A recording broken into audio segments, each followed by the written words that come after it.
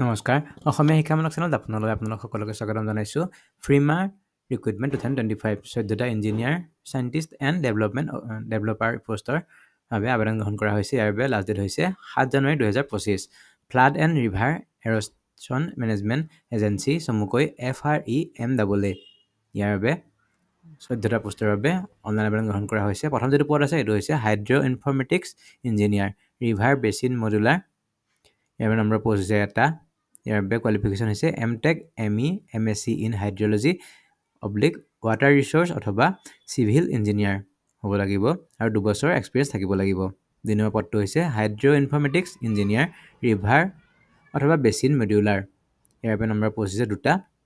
qualification হৈছে MTech ME MSc in hydrology অথবা water resource অথবা সিভিল ইঞ্জিনিয়াৰিং হ'ব লাগিব 2 বছৰ অভিজ্ঞতা থাকিব লাগিব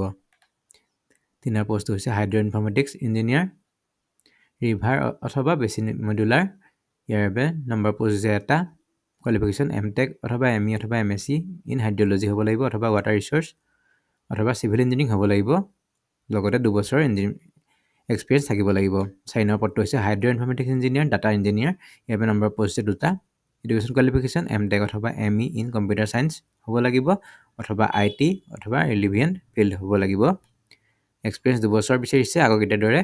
5 নম্বৰ পদটো হৈছে প্ৰজেক্ট সায়েন্টিষ্ট অটোমেটিক্স সায়েন্স ইয়াৰ বাবে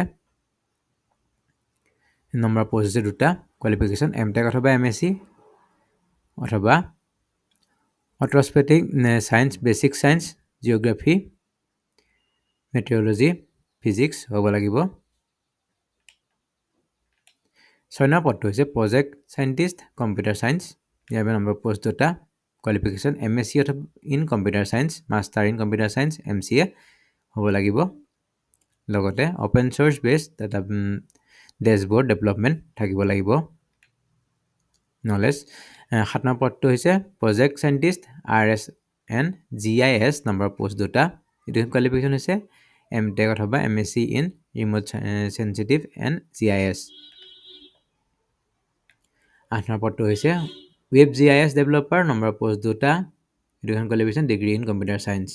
হ'ব লাগিব অথবা ৰিলেটেড ফিল্ডত কাম কৰা হ'ব লাগিব 2 বছৰ এক্সপেৰিয়েন্স থাকিব লাগিব হাউ টু এপ্লাই কেনেকৈ এপ্লাই কৰিব এপ্লাই কৰিবলৈ হ'লে তেওঁলোকৰ অফিচিয়েল ৱেবছাইটত এপ্লিকেশ্যন ফৰ্ম দিছে সেই ফৰ্মখন ফিল আপ কৰি পেলাই তেওঁলোকৰ যেটো মেইল দিছে মেইল আইডিত পঠাব লাগিব মেইল আইডিটো হৈছে ceo.frima@assam.gov.in এইটো এটা মেইল আইডি দিছে আৰু এটা মেইল আইডি দিছে hrms/frema@assam.gov.in এই দুটা মেইলৰ ভিতৰত যিকোনো এটাত আপোনালোকৰ প্ৰয়োজনীয় নথিপত্ৰখিনিৰ সৈতে সেলফ এটেষ্ট কৰি পেলাই ফৰ্মখন পঠাব লাগিব ফৰ্মখন পাবলৈ হ'লে ইয়াত ক্লিক কৰি পেলাই ফৰ্মখন আপুনি ডাউনলোড কৰিব পাৰিব এইখন হৈছে ফৰ্ম পিডিএফ আকাৰত আছে ফৰ্মখন দুটা পেজৰ ফৰ্ম হয় application form for the position of এডমিনটো পজিশনত এপ্লাই কৰিছে পজিশনটো লিখি দিব ইয়াৰ এখন ফটো এটাচ কৰিব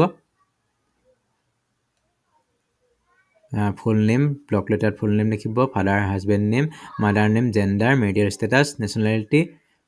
permanent postal address police station current address mobile number দুটা দিছে এটা প্ৰথমটো নিজৰ মোবাইল নম্বৰ লিখিব আৰু সেকেন্ডটোত আপোনাৰ হোৱাটসএপ নম্বৰ লিখিব যদি দুটা একেই হয় তেতিয়াহ'লে দুই লিখি দিলে হ'ব ইমেইল আইডি লিখিব পাছপোৰ্ট নম্বৰ যদি পাছপোৰ্ট আছে date of birth age certificate date of birth মতে এজ কিমান আপোনাৰ